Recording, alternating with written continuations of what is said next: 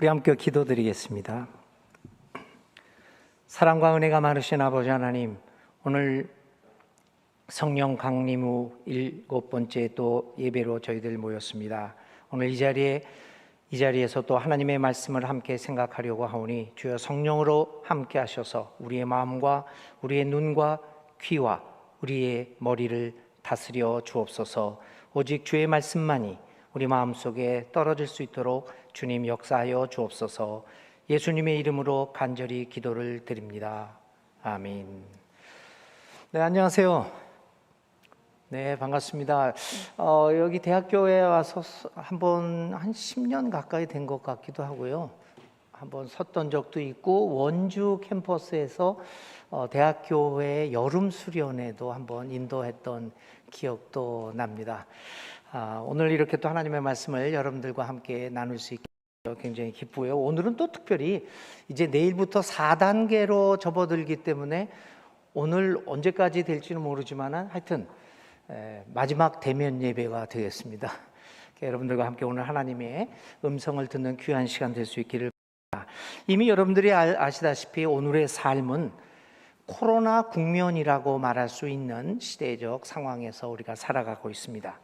이 코로나 국면이라고 하는 말은 코로나를 극복할 것이 아니라 또 극복되어질 수도 없고 코로나와 함께 살아가야 하는 삶에 대하여 말할 수밖에 없는 상황이라는 의미입니다.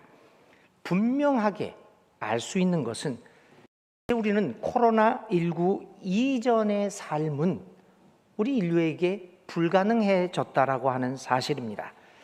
우리는 코로나 이전의 삶을 벗어나서 코로나 이후 혹은 코로나와 함께 살아가는 새로운 국면의 세계로 들어섰습니다.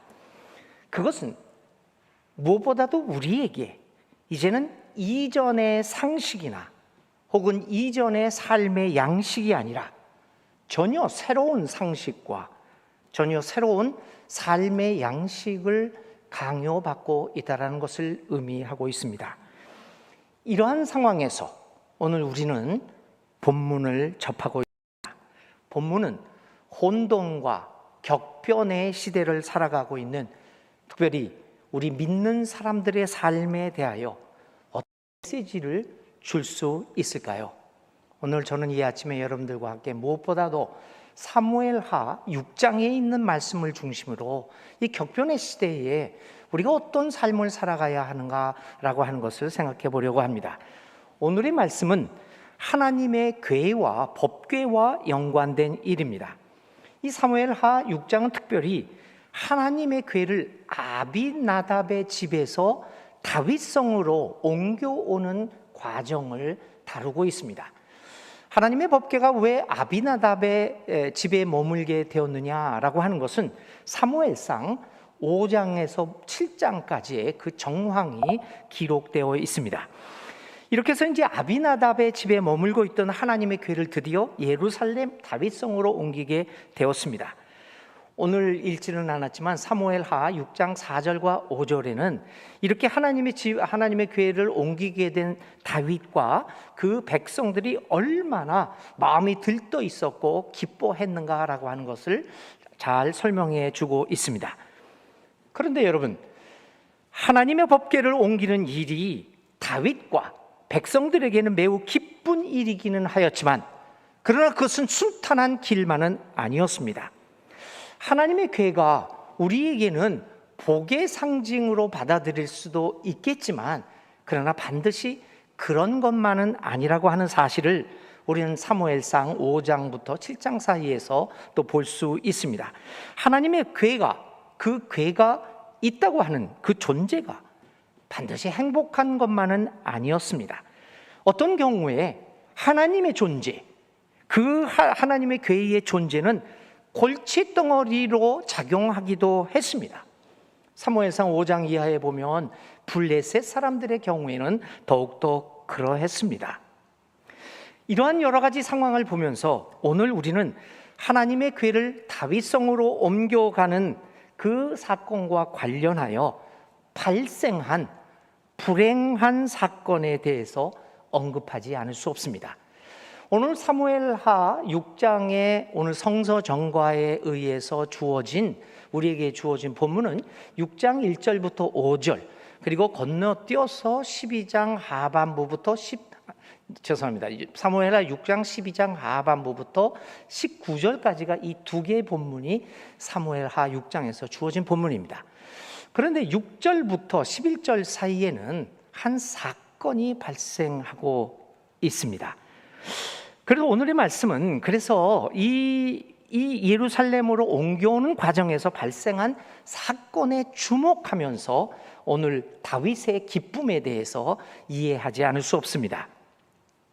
그렇게 오늘 이 불행한 사건, 무엇보다도 아비나답의 아들 우사가 수레에서 떨어지려고 하는 하나님의 궤를 떨어지지 못하게 붙잡으려 하다가 하나님의 벌을 받아 죽어버린 사건에 주목하면서 오늘의 본문으로 들어가 보려고 합니다. 다윗은 이제 왕권이 점차 확립되어 가는 것을 보면서 무엇보다도 먼저 아비나답의 집에 머물고 있었던 하나님의 궤를 자신의 왕궁인 다윗성으로 옮겨오고자 합니다. 사실 이 하나님의 궤가 아비나답의 집에 머물고 있는데 그것을 예루살렘 성으로 옮겨오는 일은 그에게 있어서는 매우 중요한 일이 아닐 수 없었습니다. 다윗이 하나님의 궤를 옮겨오려고 하는 목적은 무엇이었을까요? 여러 가지 다양한 측면에서 이야기할 수 있겠지만 무엇보다도 그의 왕권의 강화와 깊은 관련이 있지 않겠습니까?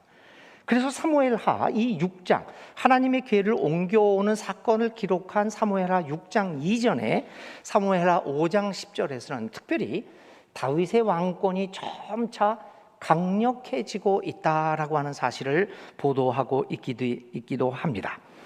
하나님의 궤가 아비나답의 집이 아니라 다윗성에 있다고 하는 사실은 다윗의 정권에 정당성을 부여하는 일이 될 것이기 때문입니다. 그래서 그는 하나님의 궤를 성 안으로 갖고 들어오고자 갖은 정성을 다 쏟고 있습니다. 하나님의 궤만 곁에 있다면 거칠 것이 없어 보입니다. 그래서 다윗은 하나님의 궤를 예루살렘으로 옮겨오는 일을 중요하게 생각하여 무려 3만 명의 정병을 동원하기까지 합니다. 자신의 운명을, 자신의 왕권을, 자신의 정권을 이 하나님의 궤를 다윗성으로 옮겨오는 것에 걸었다는 것을 분명하게 보여주고 있습니다. 오늘 우리들에게도 신앙을 갖는다는 것, 그것은 하나님의 궤를 우리의 삶에 모셔 들여오는 일일 것입니다. 그런데 여러분, 왜 우리는 하나님의 궤를 우리 곁에 두려고 하는 것일까요? 우리는 신앙에 대하여 온갖 정성을 다합니다. 코로나 국면에서 우리 한국교회가 보여줬던 이 일들, 신앙에 대해서 최선을 다하고 정성을 다하려고 하던 일 아닙니까? 그래서 대면 예배를 못하고 비대면 예배를 하라고 그러니까 예배 드리다가 코로나 걸려서 죽는 것은 순교다 라고 하는 그런 억지 논리들을 쓰면서 온갖 정성을 다했습니다. 뭔가 목적이 있습니다.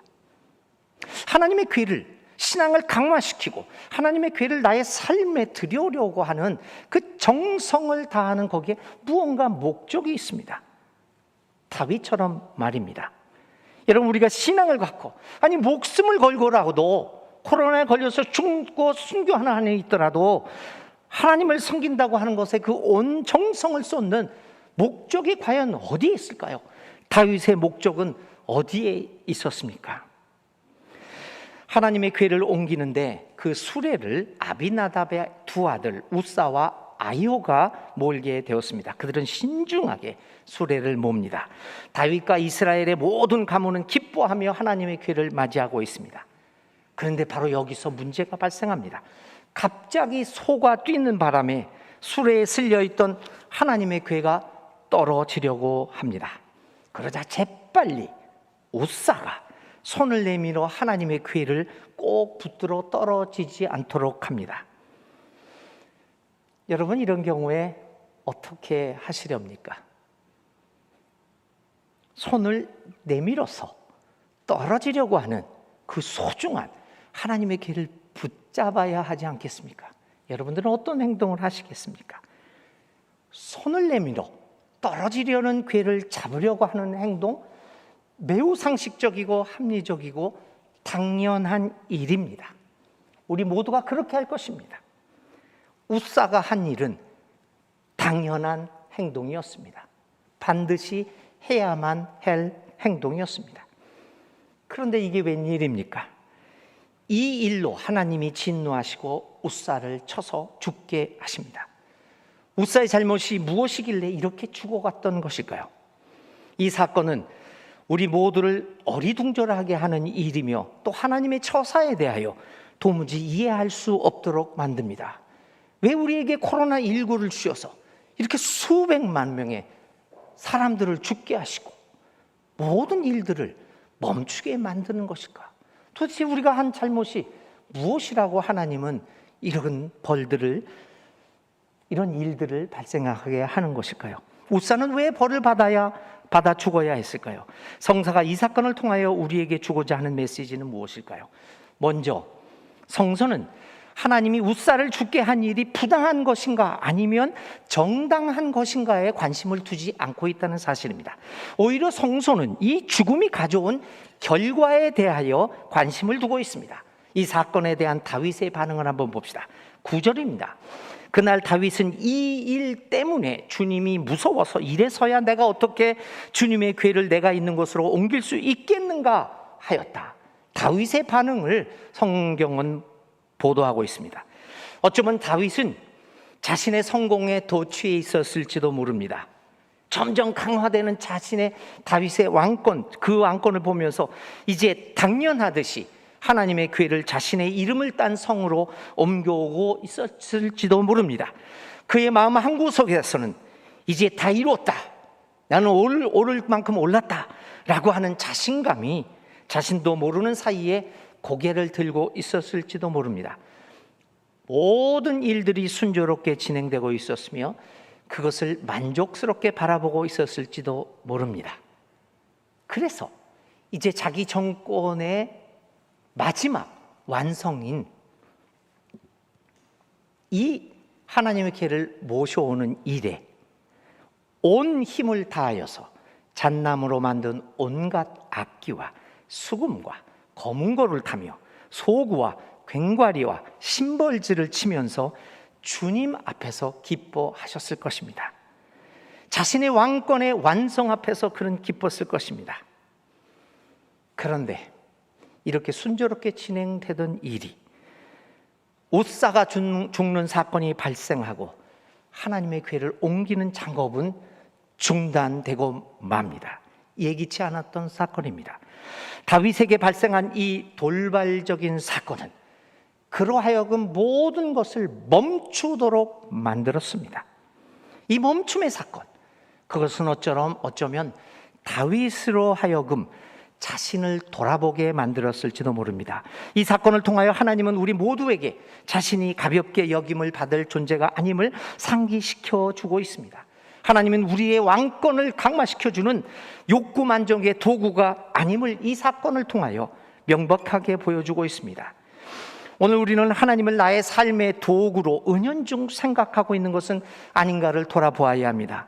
코로나 국면은 순조롭게 진행되던 우리들의 삶, 거칠 것 없게 보이던 교회의 삶에 돌연히 발생한 웃사의 죽음과 같은 사건입니다. 우리는 곧잘 코로나를 극복한 이후 이전의 삶으로 돌아갈 길을 바라보고 있습니다. 그런데 여러분, 코로나는 돌아감이 아니라 돌아봄과 돌이킴의 의미가 되어야 하지 않겠습니까? 웃사의 죽음은 자신의 왕권 강화에 대하여 다윗으로 하여금 돌아보고 돌이키게 만드는 멈춤의 사건이었습니다. 하나님의 궤는 멈춰섭니다. 웃사의 죽음은 모든 것을 멈추게 만들었습니다. 코로나는 모든 것을 멈추게 만들었습니다.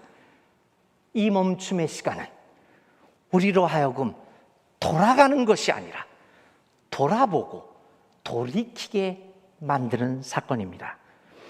이런 사건이 있은 후에 얼마 후에 하나님의 괴는 다시 이러한 멈춤의 사건 시간이 흐른 후에 다시 성 안으로 옮겨집니다. 하나님의 괴가 성으로 들어오는 모습을 보면서 다윗은 또다시 기뻐합니다. 우사의 죽음을 통하여 자신의 모습을 성찰한 다윗의 기쁨은 첫 번째 기쁨과는 전적으로 다릅니다. 성서 기자의 이 편집 능력이 굉장히 대단합니다. 1절부터 5절 그리고 계속되는 12절 하반부터 19절 그 사이에 우사의 죽음을 넣음으로써 첫 번째 기쁨과 우사의 죽음 이후에 기뻐하는 다윗의 기쁨의 모습을 대조적으로 보여주고 있지 않습니까? 이제 다윗은 하나님의 괴의 입성을 자신의 왕권의 광화가 아니라 하나님에 대한 순종으로 바라보면서 진정으로 기뻐합니다. 사무엘하 6장 12절 이하에 있는 말씀은 이처럼 달라진 다윗의 모습을 우리에게 보여줍니다. 여러분, 코로나19는 우리에게 어떤 가르침을 주고 있습니까? 우리로 하여금 돌아감이 아니라 우리의 삶을 돌아보고 우리의 삶을 돌이키는 사건이 된다고 한다면 다윗의 두 번째 기쁨처럼 오늘 우리들의 삶은 기쁨으로 가득 찬 삶이 되어질 수 있을 것입니다. 두 번째로 우사가 하나님의 괴를 붙잡은 것은 이제 우사의 죽음에 대해서 잠깐 살펴보려고 합니다. 해서는 안 될 행위였습니다. 그것은 하나님의 역사에 인간이 개입하고 간섭하는 일을 상징적으로 보여주고 있습니다. 하나님보다 앞서가면서 인간 스스로 하면서 역사를 우리 주도적으로 만드는 행위를 상징적으로 보여줍니다. 여러분, 우리의 시각으로는 하나님의 괴가 떨어질 것 같이 보일 수도 있습니다. 근데 사실 하나님의 괴가 이미 떨어진 것은 아니었습니다. 떨어지려고 하고 있었을 때, 다시 말하면 일이 진행되어 가는 도중에 그 우사의 해석이 들어가서 그것을 떨어지는 것으로 판단했던 것은 아닐까요? 우사는 성급하지 말았어야 했습니다. 하나님의 괴가 떨어지려고 하는 그 진행 상황에서 그는 인내를 가지고 하나님이 어떻게 그 위기를 넘어서는가를 지켜보아야 하지 않았을까요? 아니, 또 다른 측면에서 괴가 떨어지게 만들려고 하는 것이 오히려 그것이 하나님의 본래의 계획이었을지도 모르지 않았습니까? 자신의 왕권 광화의 완성으로서 괴를 성 안으로 들여오려고 하는 다윗의 숨은 의도를 알아차린 하나님은 일부러 괴를 떨어지게 함으로써 멈추게 하려고 했던 것은 아니었을까요? 그것이 하나님의 괴가 떨어지는 것이 하나님의 계획은 아니었을까요? 우사는 가만히 지켜보아야만 했습니다. 하나님이 어떻게 당신의 시간에 당신의 일을 이루어가는 것을 묵묵히 지켜보아야 하지 않았을까요? 여러분, 우리는 성급하지 말아야 합니다.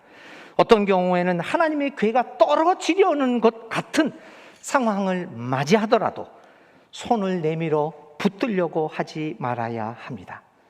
조용히 하나님이 어떻게 우리를 구원하시고 어떻게 우리의 삶을 인도하시는가를 지켜보아야 하지 않겠습니까?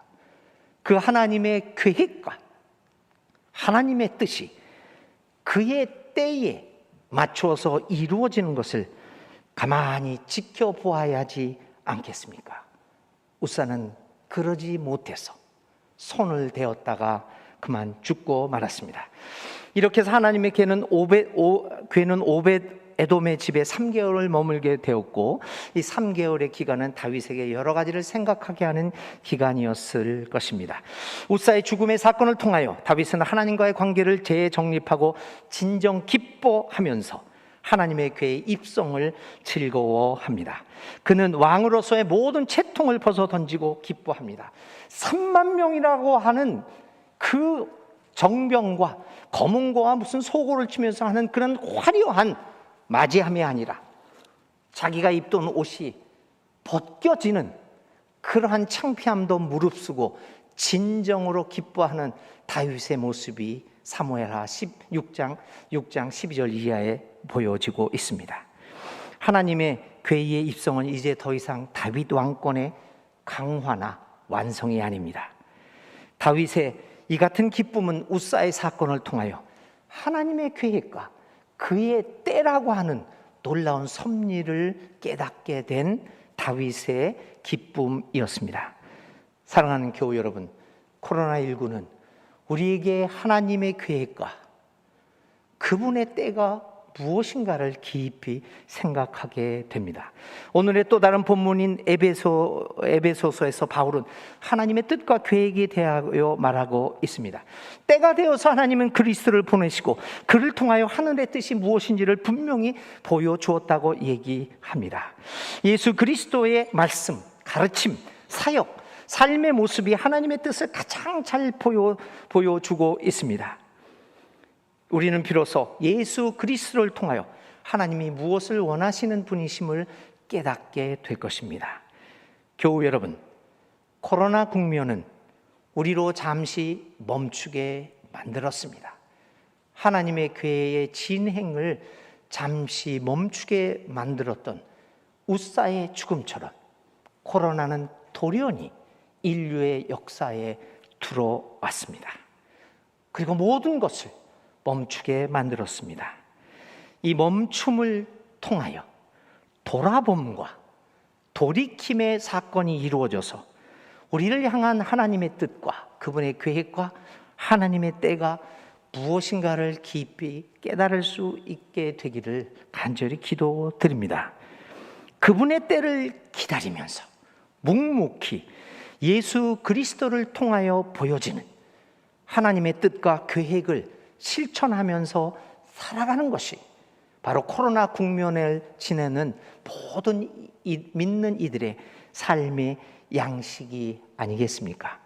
오늘의 본문은 코로나 국면에서 믿는 이들이 삶의 자세를 어떻게 가져야 하는가를 분명하게 가르쳐주고 있습니다.